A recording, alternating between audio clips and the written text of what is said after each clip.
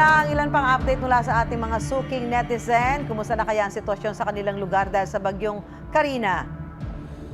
Kinailangan ng magbangka mga residente na taga Malabon dahil sa sobrang taas ng baha sa kanilang lugar. Sa video binahagi ni Laura Laroco habang siya'y papasok sa trabaho, nakasakay na sa bangka ang kanyang mga kabarangay dahil sa baha na halos umabot na sa dibdib sa ilang lugar. Kasabay ng mataas na tubig, naglutangan din ang mga basura at ilang poste na rin ng kuryente ang nagsisiklapan. Ang mga bangkang ginagamit sa pangingisda ang nagsisilbing sasakyan daw ng mga residente tuwing panahon ng tagulan. Hindi rin nakaligtas sa baha ang San Antonio de Padua Parish sa Cubao, Quezon City. Sa mga litratong ibinahagi ng Diocese of Cubao, makikita na naglutangan na ang mga upuan at ilang gamit sa loob ng simbahan. Ayon din sa kanilang post, ay lumubog na ang altar at halos lampas tao na raw ang tubig at patuloy pang tumataas.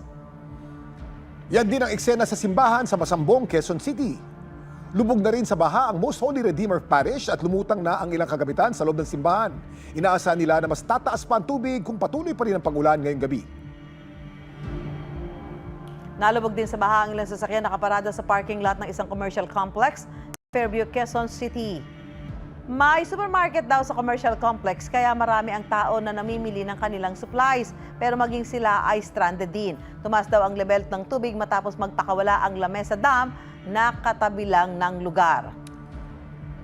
Stay safe and dry, mga kapuso, mag-ingat po tayo. Maaari po ninyong ipadala ang inyong mga litrato, video at mga panawagan sa Dapat Alam Mo Facebook page.